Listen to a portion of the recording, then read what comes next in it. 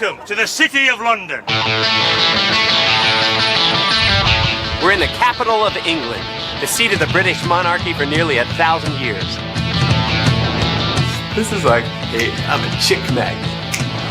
Jack the Ripper once stalked the streets here, but today it's one of the safest big cities in the world.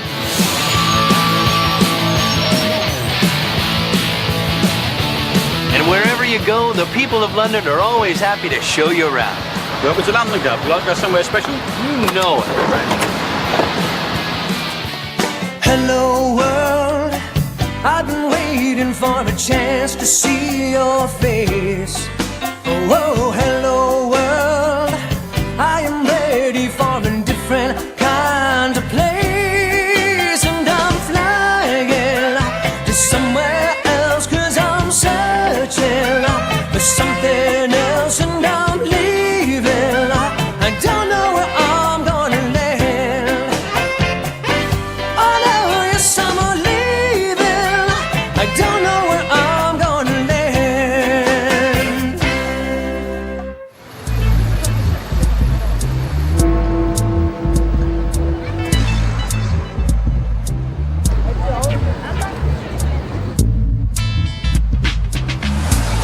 Hi everyone, and welcome to the biggest city in England and in Europe. I'm Lisa Clark. I'm Patrick Michael. And I'm Piers Bunning. We're in Trafalgar Square, the geographical center of London. 7 million people live here. That's nearly 12% of the country's population. And thanks to a long history of immigration, this is one of the most ethnically diverse cities in the world. I guarantee you, if you walk down the street here, you can bump into somebody with African, Indian, Asian, and Caribbean descent in every part of town. London sprawls some 620 square miles north and south of the Thames River. Actually, it's made up of roughly 32 autonomous boroughs like Chelsea, Mayfair, Soho, Westminster, and Knightsbridge. Believe it or not, this area was founded in 43 AD by Roman conquerors. They called the place Londinium. And since that time, it's grown to become the political capital of the British Empire. Of course, Britain's monarch rules from here, and so does the world's oldest parliament. But look beyond Buckingham Palace and Westminster Hall, and you'll find modern hustle and bustle everywhere you look. It's no wonder that 18 million visitors come here every year. We're going to explore the pomp and pageantry, grunge and diversity of this great city. Welcome to Travelers.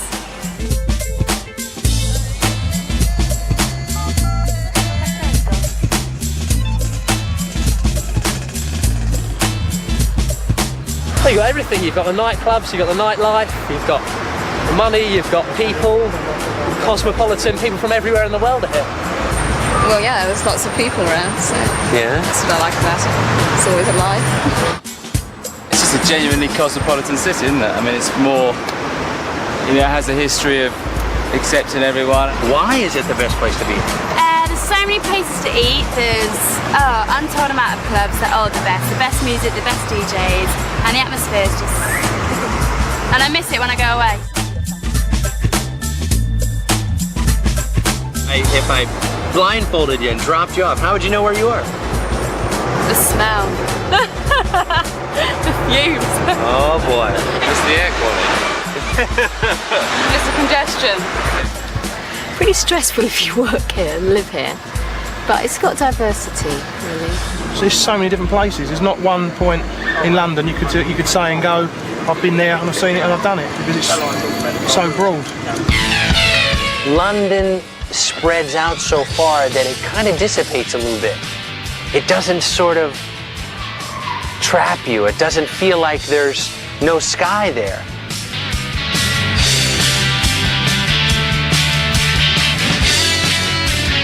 So you love living in London? Yeah. Except for too many tourists. Too many tourists? Sadly, it makes it very difficult to live.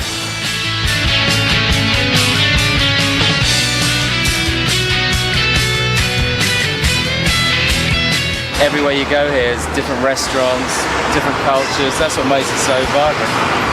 It's a cool place. If you were to pick, say, the friendliest city in the world, London would have to be on your list. The English are not snooty. They're not, they're not They do patronise very easily the English.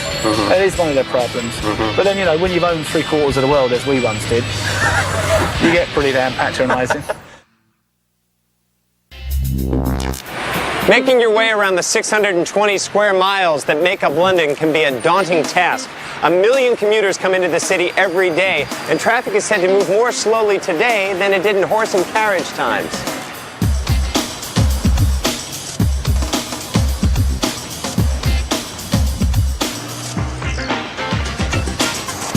You can't come here without taking a ride on the Route Master, the trademark bus of London. Just ask any one of 3 million Londoners who ride them every day.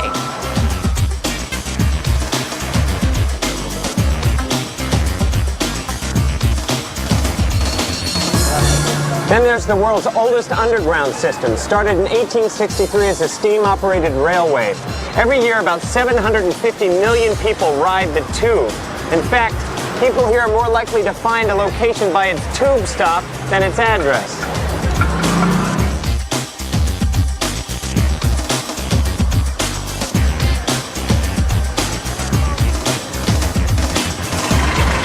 There is one group who has to master a knowledge of London's many streets. Cabbies may be the only people to know their way around this city's complicated streets. They train long and hard to gain that knowledge. I visited the Knowledge Point School. It's a school where people go to learn how to be a cab driver. See, everybody keeps talking to me about the knowledge. So, what's knowledge? I mean, that's what it is? What's knowledge is learning a 6-mile radius of central London, learning every street, every one-way system, every public building within that area. It takes you about 3 years if you want to seriously do this. No way. Yes. Why does it take you that long? I mean, it's only 6 miles. Well, because this is an old city. This is goes back to Roman days, our road systems, and it's evolved like villages, or lanes, alleys, twists and turns. It's very complicated. How many streets do you figure that is? Figure about 24,000. All right, now what have we got here? These 4 gentlemen, they're basically revising questions that have been asked by the examining body. How Clinic to the Society for Complementary Medicine. And then they would test each other on this map to see who got the closest to the route. And they call this cottoning up. They actually string a piece of string on the route to see who got nearest to the line, and they would debate and argue the issue to see who's the best on the table on that particular question. And they're learning off each other all the time. So they argue and fuss and fight over looking at the maps and things like that, and then they go get on their bikes and go check it out. I went out with a cabbie in training, a guy named Kevin, and he took me on one of the routes that they're tested on. We went around this neighborhood called Islington. London already has some serious traffic, so you really have to know what you're doing to move around through it. Now, to do that on the back of a motorcycle it's a scary thought. You wanna be reaching the top, you're on a mission. You're highly trained for the coming competition. Others have come to do exactly the same, but hey, it's your job now to win the game. So keep pushing, cause the heat is on, you're on the track. And someone here's gonna be leading the pack. So it's up to you to take the pedal for the pedal if you wanna be the winner and take home the medal. Keep pushing. You came here pretty easy, no maps, no nothing. I see everybody else is checking their maps, but you pretty much knew where to go. In there. Oh, the map's in the head. No, you guys spend a lot of time trying to figure that out though, right? Long time now. I've been at it for like 4 years now. 4 years? Just to be a cabbie? Come on. I like the job. Kevin used to be a bricklayer, and he used to do plenty of other things, and then suddenly went, I'm gonna put all that behind me. I'm gonna be a cabbie. It's amazing that you guys take this so seriously. Well, you get respect for it. You're well respected in the community once you've done something like this. It's on a par with doing a degree, I suppose. Really? Well, a degree don't take as long. I was gonna say, I didn't have to spend that long getting a degree, and you guys are just learning the roads. Well, it's a major city. You'd expect if your people come from other countries that they know where you're going. You've got to know where you're going, really. You're going to be taking them all over. If they don't know, what chance have we got? You must really want to do this job if you're going to spend that kind of time, that kind of energy into becoming one. Now, what made you settle on being a cab driver then? I like the job. And I decided if I've got to be a cab driver, I might as well be the best. Really, it's it, about it in a nutshell, really.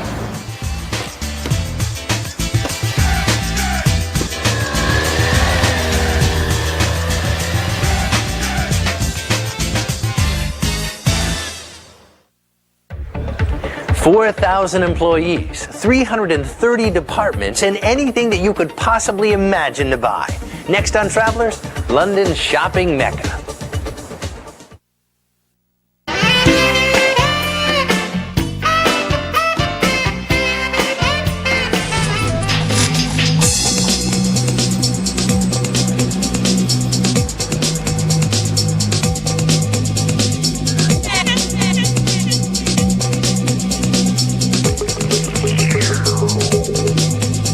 Well, we've got 4,000 people who work here, and 4,000? Yeah, I know, it's like a sort of mini village. We've got our own doctors, our own nurses, our own security people, our own firemen.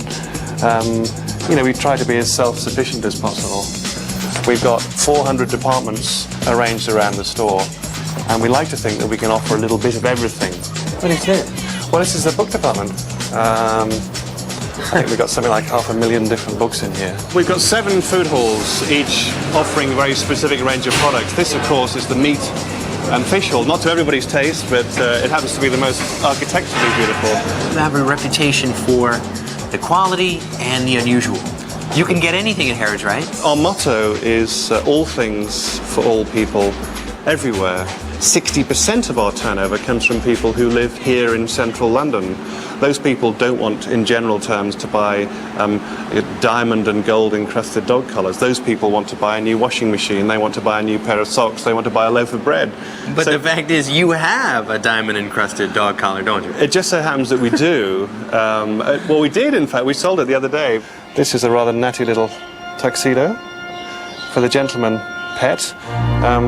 If the guy's going to wear it to get married, we've got the bridal gown for the female dog, and so forth. You know, we've got everything for everyone. I think there's even a leather one here somewhere, but we'll leave that to your imagination. Most of the floors have a theme. So the first floor is all ladies' fashions, second floor is all homewares, third floor is all furniture, and the fourth floor, which we're just coming to now, is essentially the children's floor. Look at this. Well, yes, here it is, the Mini E-Type Jaguar. This particular one, sir, is £5,995. Is that all? So significantly less than the real thing. But, and it works, of course. 2 forward gears, 1 reverse, and top speed of 25 miles an hour. So not quite as impressive performance-wise as the original either. But when I was this size, 25 miles an hour would have been the world. Exactly, it would have been 200 miles an hour.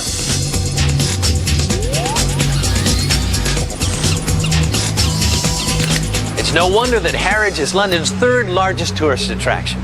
But if you don't want to rub elbows with some 35,000 customers who come here every day, then check out one of London's local markets.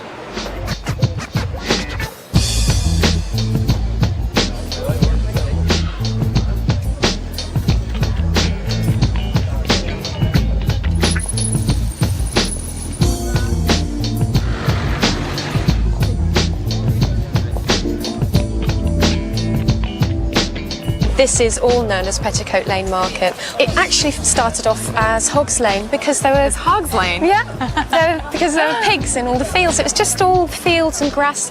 Then they changed it to Petticoat Lane because it started to become attached to the garment trade. The Victorians were embarrassed and couldn't call anything as raunchy as Petticoat Lane by its real name. Nothing that referred to ladies' undergarments at all. So they had to change it to Middlesex Street. But Londoners being Londoners and EastEnders being who they are, won't call it by Middlesex Street. They stick to their guns and they still call it Petticoat Lane. 2 for 5, 4 for 10. Come on now, lift them, shift them. Long or short sleeve. 2 for 5, 4 for 10. Where is everybody down here today? This is great for its banter. This is one of the markets most known for the banter. I see.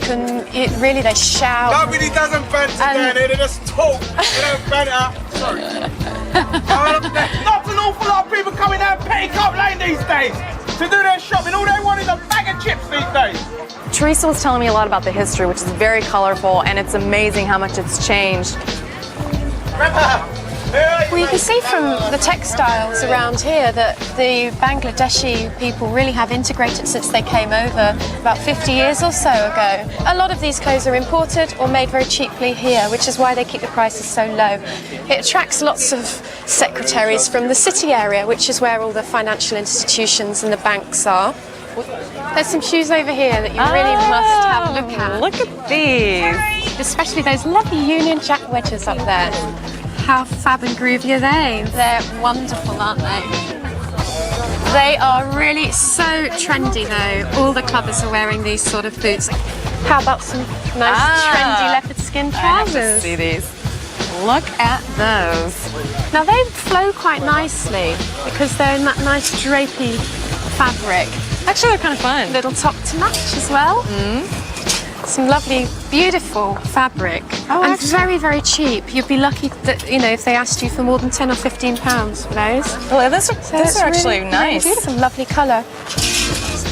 Now that is really, really up to the minute, and that would look really beautiful. It would take you anywhere, to weddings or just shopping, just to chuck on, wash and chuck on again dress. We've got a great handbag stall if you're looking for something. Oh, they're all quite friendly here in the East End, aren't they? The East Enders are known for their friendliness. Well, I'm related to Jack the Ripper here. That's It's very colorful, and there are things that are unusual. You have to work a little bit harder to find some really cool things, but the things that you do find are much more unusual than what you might find at a regular department store. Look at these colors. Wowee! That's pretty groovy. I don't know. This sort of reminds me of Patrick. You ever met Patrick? Oh, really? He loves bright shirts. Well, maybe you ought to think about getting him a little present for his sins. 2 for £9? It's crazy, isn't it? Would your boyfriend wear something like that? Actually, yeah. He's a bit scary and Larry, yeah. Scary and Larry? Larry is wide, which is English slang for doesn't mind what he wears, but as long as it's colourful, as long as it grabs your attention. So maybe for Patrick, I think it's quite a possibility. Well, we did it. We got it. Absolutely. What a groovy shopping experience. I loved it. So now we need to find something for Pierce. Right, that's going to be a bit more of a challenge. After she took me to the really busy Petticoat Lane market, she took me to another part of the East End market to get a gift for Pierce. But if you look down here, you can see that it's all slightly eclectic like that. It's an area that's really renowned for the artisans. And on a sunny day, they're even working outside, making wood furniture, etc. Well, they just have a little bit of everything here, don't they? Oh, it's a really cool shop. Look at this. Do you think Pierce would like that? It lights up. Yeah? I don't know. Do you think a ring for a guy? Well, they wear them over here, going clubbing. The guys wear a ring like this out clubbing? Absolutely.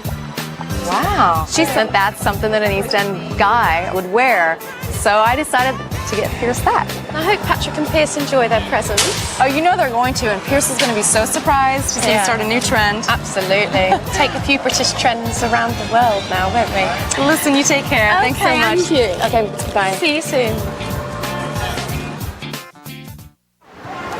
Did you know that the future of England rests on the shoulders of 6 of these guys? Pierce, birds don't have shoulders. Oh. Next on Travelers, we'll straighten this out.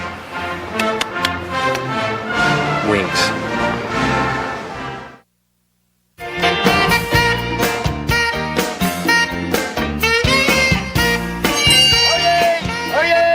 When a man is tired of London, he is tired of life.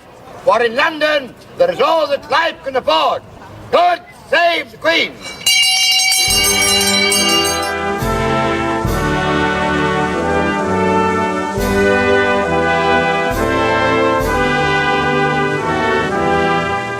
Britain's been ruled by a continuous succession of monarchs for nearly 1,000 years, and Buckingham Palace has been the Crown's official London residence since 1837. It was opened to the public for the first time in 1993 to raise funds for Windsor Castle, which was badly damaged in a fire. Now, if you're going to visit Buckingham Palace, don't expect to see anybody wearing a crown. It's only open during the monarch's summer holiday. But there's still a definite royal presence in London at just about any time of the year. Just keep your eyes and ears open. And I noticed you have your luggage with you. Did you just get in? We just walked in, yep. And what's the first thing you did when you got here? Came to see the Queen. We've come up here today because Hayley here wanted to see Buckingham Palace, which, I mean, she knows it's where the Queen... Yeah, Andrew. She knows it's where the Queen lives, but has never been up to see it.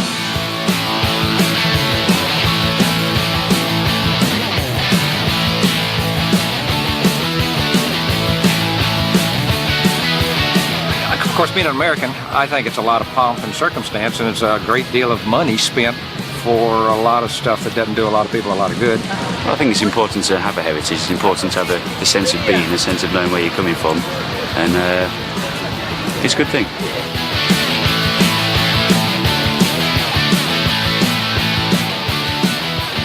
I'm actually a royalist. I support the royal family. I'm probably a dying breed. It's nice to have a royal family, but it'd be nice if they put more into the country, did a bit more for the country. This is a royal dog, one of the few. Fred, come here. Fred. Come here, Dad. It's a Cavalier King Charles Spaniel. I think that we do need them. I mean, it is attraction.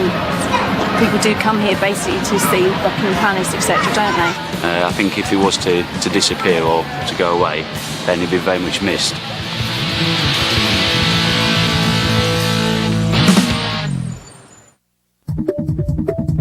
Come on, ladies, hurry up. Join this guided tour. Come over here. Come on, folks, your next guided tour leaves in 10 minutes. It takes a lot to get us to do the normal tourist thing. Especially at 9 o'clock in the morning. But when it comes to beheadings, instruments of torture, dark, skanky prisons, and tour guides in funny outfits. Now that's suddenly worth the trip. So welcome to the Tower of London. Cheers.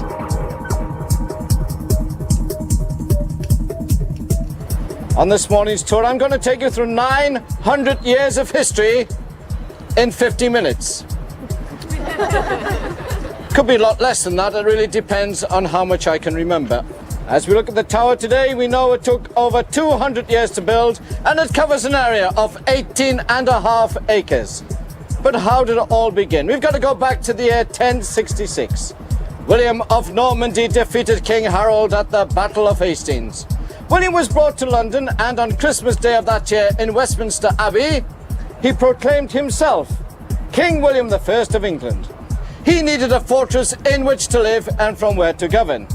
The tour guides are all former members of the military. We have a very grand name. You see, we're all sworn in at St. James's Palace as the Queen's bodyguard of the Yeoman of the Guard, Extraordinary Yeoman Warders of the Tower of London. That's my title. It sounds like a Gilbert and Sullivan song.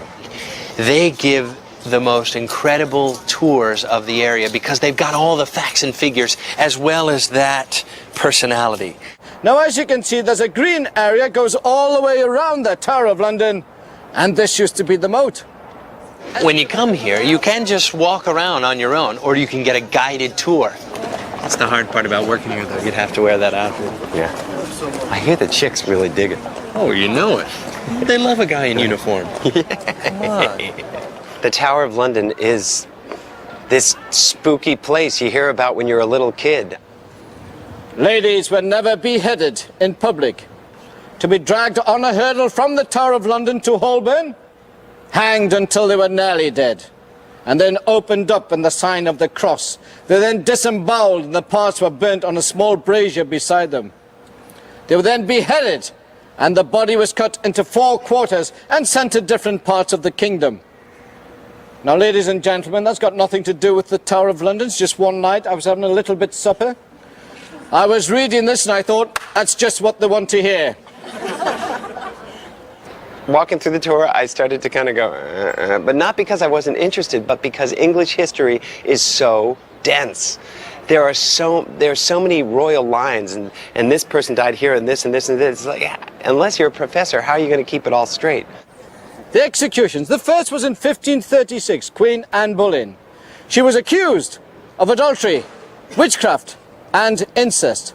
She was found guilty on all 3 charges, but she feared the block and the axe. Remember the Duke of Monmouth, 5 attempts? Sometimes it hit them across the back, 2 or 3 goes at the neck, scalped the person. She did not want to die like this. So by special request, an executioner was brought over from Calais in Normandy, she knelt on the scaffold and she was beheaded with a double-edged sword.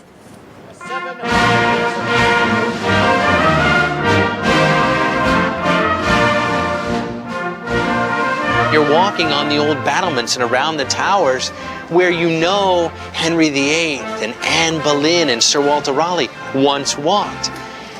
That to me is so fascinating because it's living history.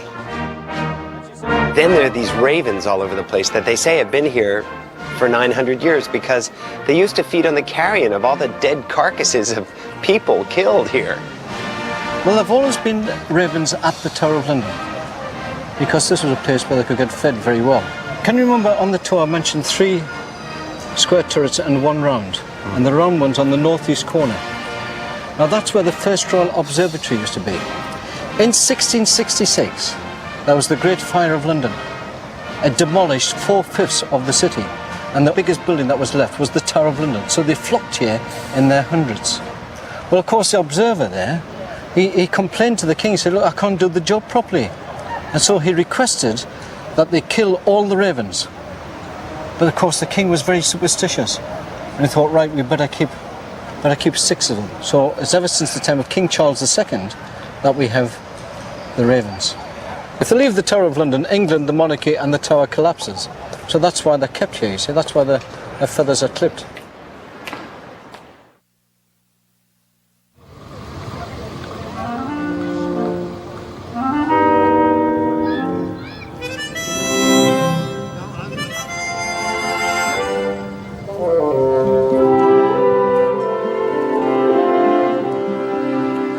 Bring back the landlords and the capitalists.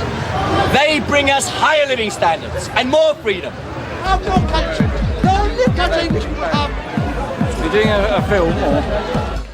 If you're looking for some free radical entertainment on a Sunday in London, you can come down to Speaker's Corner in Hyde Park.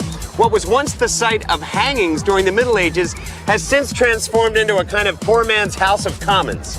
All you need is a soapbox, and you can speak on any topic in any language.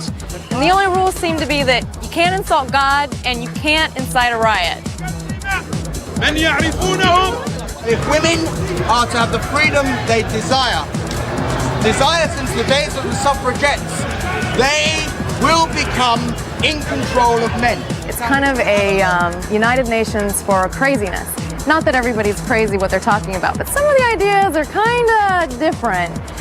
Therefore, Britain will be attractive to the Chinese worker, as it will be to the Soviet worker, as it will be to the Cuban worker. You don't quite feel like a riot's going to start because there's police everywhere and everyone knows what the protocol is. It's really a platform, literally, for people to come and just rave about anything that they want to. Guys, fucking in your country, and this is the holy place. What is that? Princess Maggie and an American boyfriend. We saw someone talking about marriage and relationships. We saw someone else screaming about socialism. It's so thrilling to see people who feel strongly enough about a subject to get up and say rah, rah, rah, rah, rah, rah, about it. And I know about women because I read women's magazines like Cosmopolitan. And I know... What are you laughing at? I'm sorry? Next on Travelers, we'll visit London's oldest polo club. But Patrick will not be competing.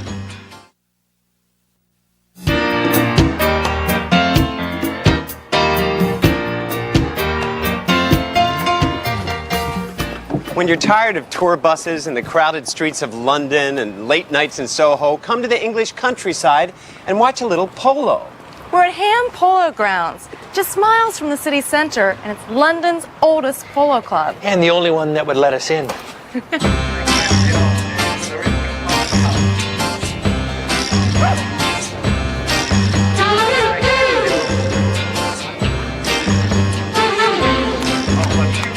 London's got, what, 4 main sports?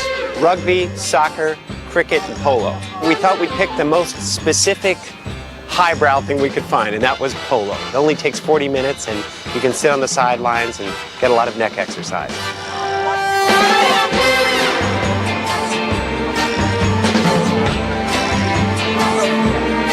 It's probably one of the oldest team sports recorded in history. First recorded in history in the Persian manuscripts around 600 BC. In the 1870s it was brought back, or 1860s it was brought back from India by the British Army to England. It's like soccer, with a little ball, sticks, and horses.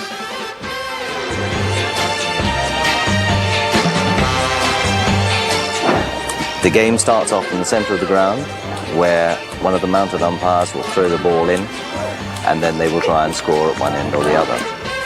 The match is divided into 4 chukkers or quarters, each of 7.5 minutes, less the stoppages. It looks really difficult. Is it a hard game to play? If you consider that you're sitting on a horse which is about 4 feet off the ground, you are striking a ball which is about 4.5 inches across, with a stick which is about 52 inches long, and this is being done at a speed of between 20 and 30 miles an hour. It can be quite difficult, and on top of all that you have to do it in a very tight white pair of breeches.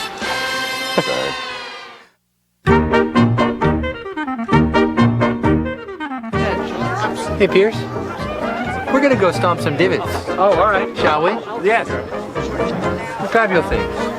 Let's go stomp some divots. At halftime, the horses and all the players clear the field, and all the spectators come out onto the field and start mashing down all the grass that's been torn up during the game.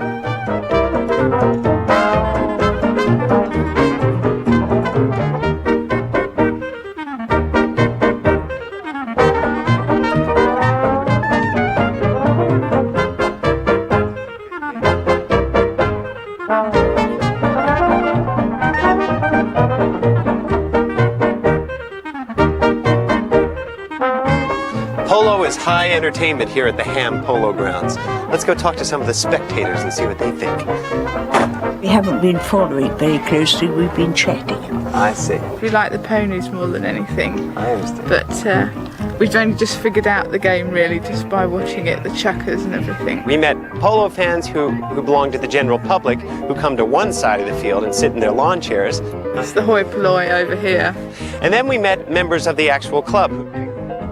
So it's kind of like American football? People jump up and down and scream and... Oh no, so I think it's a bit more civilized than that, but Well, it looks fairly civilized. There's no hot dogs here. There's no hot dogs. Uh-huh. No, we have salmon instead. Oh, I see. Do you play polo? Occasionally. Occasionally, but today you're just watching it. Yeah. What's the appeal? The speed, the danger. You sound like James Bond when you say that. The speed, the danger. The first time you sit on a horse and you just hit that ball and it goes click, that's the drug for me. That's what said to me, I've got to play this game forever. I never envisioned anybody speaking of this game like this thing that they need. You'll see the players, they actually lean right over and grip with their legs and right down and hit it right back, and again follow right through in the direction where the ball's going to go. There's no getting around the fact that you have to know how to ride a horse to play polo, so it was a foregone conclusion that we were not going to be playing in a polo game. So when you take the mallet up, you actually try and make a full swing and like with nice tennis contact. or golf, it's got to be up in one big circle. Please. Very kind of gently. Up. And cheers! Do polo players ever hit each other when they're... Oh yeah. Oh. Yeah, hit them on the head, hit them in the teeth, and all sorts of things. First thing I did, first try, I go around with my mallet and I hit my horse right in the face. I don't think I hit it very hard, but maybe startled her a little bit. Definitely startled me. Oh, I'm so sorry. It really demands a lot of strength, a lot of quick thinking, a lot of agility, and a lot of stamina. And follow through. That's it. Excellent. All right. Brilliant. Excellent. All right. The only reason you're not letting me stay on the horse is because I might do some danger out there in the field. And Lisa might do some danger to the horse. Hey, I had a few hits.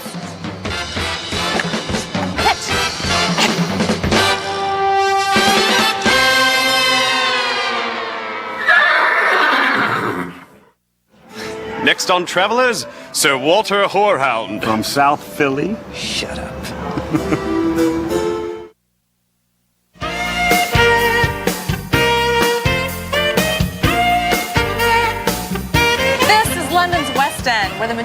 London's theatres are located.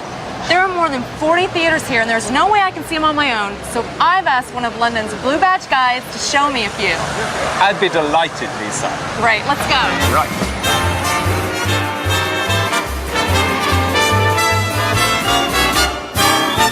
There are 45 theatres in the West End. There are 45 or so fringe theatres. Yeah, this is another beautiful theatre. Well, the Theatre Royal Drury Lane. This got its letters patent in 1663, and so it really does have the claim to be, I guess, the oldest theatre in London. What is it about London that makes theatre so popular? Well, I suppose if you think about it, we've had a theatre in London, if you like, since the Romans came. Theatre has never really been particularly respectable until the 19th century, if you like. And so the City of London didn't allow theatres to be built in it. That's why the Globe Theatre was south of the river, outside from the City of London. And then after the Restoration, they were built in the newly developing areas of London, which was the West End. And that's why they're all around here. In the Theatre Royal Haymarket, it's celebrating 277 years of existence. And it's positioned here appropriately in King Charles II Street because it's really the reign of King Charles II that allowed theatre to start up again after a rather dry, puritanical period before that. This theatre, of course, actually dates from about 100 years ago. This particular one, it was built in 1897. Now, has it always been called Her Majesty's Theatre? This one actually changes its name, depending on whether there's a king or a queen on the throne. So, His Majesty's or Her Majesty's. Believe it or not, there's more to London theatre than what you'll find in London's West End. In fact, Pierce is on the South Bank checking out London's newest, oldest theatre. This is the New Globe, huh? That's right, yeah. This is the entrance into the yard where the audience can stand. The New Globe Theatre is a faithful recreation of Shakespeare's Globe Theatre from the 16th century. That's right. You paid a penny and it brought you into the yard. If you paid a penny more, you could go and sit on a seat. This is incredible, but you never get to see this. If it wasn't for you, we'd never know. It's a very wonderful reconstruction. The stage is just beautiful. I was in drama school and a professional stage actor, and for me to see this theater was incredibly exciting. Can we get a little closer? There was a team of 8 artists painted the stage this summer, and it's painted in the original pigments, but with a medium that has a fireproofing agent in. It's only been seen in drawings. There were no photographs, there was no video, no film. So to be able to stand in the middle of it it's tremendous. It's a tremendous honor. I found out before I came to London that my friend Stephen, who I went to school with, was in London working for the New Globe. And I was really hoping that I would be able to get to see him. How are you? Good, how are you? My God, I can't believe it. You didn't have to get dressed up for me. I don't. I dress like this now all the time. What, because you live in London? Because I'm a mature adult, working professional. How are you? I'm good. I haven't seen him in a couple years. Last time I saw him, he was performing Shakespeare in Central Park in New York. My love is as a fever, longing still for that which longer nurseth the disease, feeding on that which doth preserve the ill, the uncertain sickly appetite to please. This is very good. I just did a couple lines from a sonnet, and I was so surprised that the sound came right back to me. Whoa, it's such good acoustics, and it's empty. No, that's the amazing thing, is that it's open to the sky, but it's actually very intimate. I have found, you don't feel like you have to really scream to the back row. They're all right there. We got booted off stage because they were about to have a dress rehearsal, but that gave us an excuse to go see Jenny in her den of creation, which was her little costume shop. What we got here? This is a pair of leather trunk hose, which are men's trousers. Yeah, this is my costume in Henry V, my first, the traitor. And look at all these buttons. I'd like to just show these buttons. They're performing in period clothes. We have to button. They're not just cheap, put Velcro on it and rip them off for a quick change. This is as authentic as we get at the moment, which is, it's pretty much all the way there, because it's a hand-woven linen. It's an old French sheet, actually, about 200 years old, which we cut up. But so the linen is hand-woven. It's completely made by hand, this doublet. These things, down to the most minute detail, the stitching, the little hooks that are used to hold things on, the fabric, the way they dye it. The way they dye it.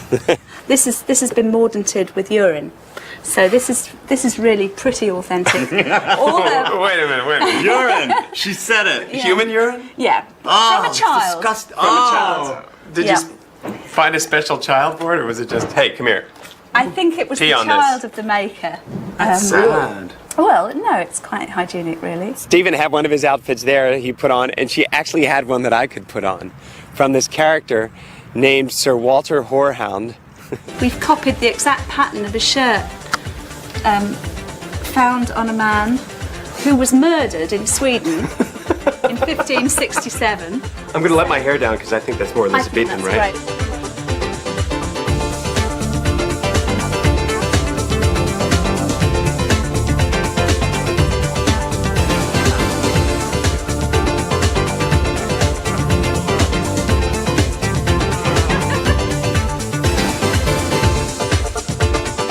King Piers.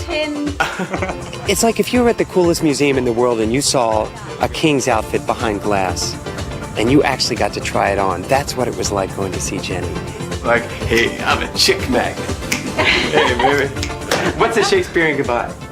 Our revels now are ended. Right? Right. So we're out of here. Yeah.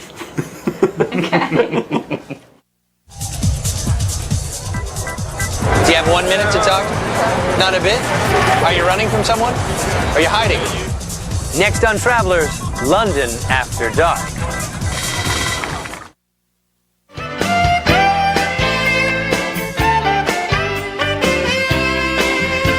Okay, so you're not in the theater. Relax, there's still plenty to do in London once the sun goes down.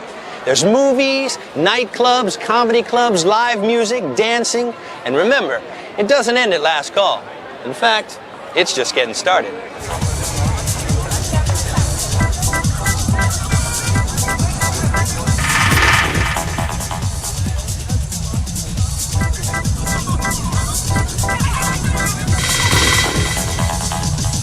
It's got the best nightlife throughout the whole of Europe, mate. Trendy? Cutting edge? It's cutting edge, man. The best.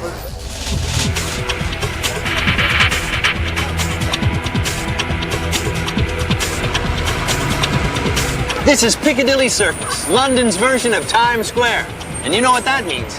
Any time of the day or night, there's always a crowd.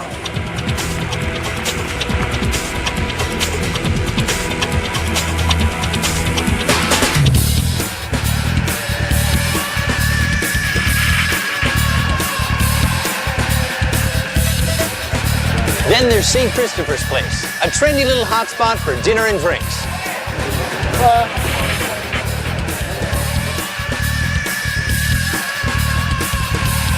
What do you guys do? What's a normal night out for you? What do you do? A normal night out. Come on, you guys. I mean, you know what it's all about. Stroll up around the office, end up going out in Soho. Yep. Soho's a really top place to go. What do you think makes London such the hotspot, though? Why is it London? Diversity. There's just so much There's to do. so many different things here. There's so many different cultures. You can wear whatever you like. And nobody looks at you. You wear whatever.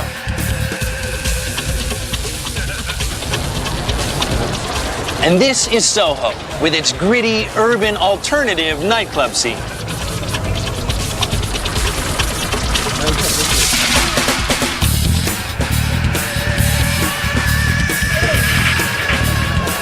That's the thing about London nightlife. It's full of life, and it's all night.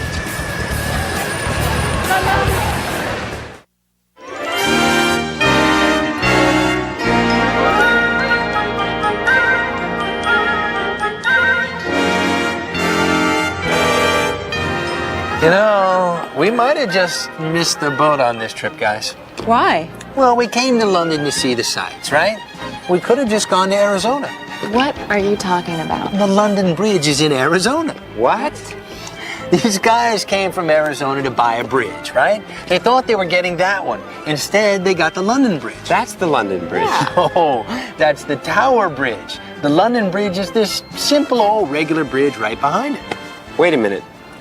They thought they were buying that bridge and they got a normal bridge? Yeah. And they paid for it? Yeah. Wait a minute, I gotta do some research on this because this sounds like the swindle of the century to me. Well, while you're researching that, Pierce, I gotta tell you, I didn't get swindled in the East End. In fact, I got some great bargains.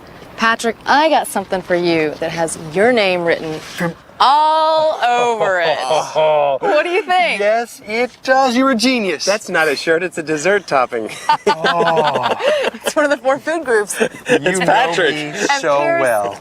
I got something really special for you, something I don't think anyone in your neighborhood would have, and they swore to me that the guys in the clubs here wear them. Very flashing ring. Yes. And it fits. It fits. Good. I'm going clubbing. That is all the time we have for travelers. See you next time. Bye. Bye-bye. I love this. Look, are we styling or what? Hey, you guys, they match. You're a bowl of fruit and I'm regal.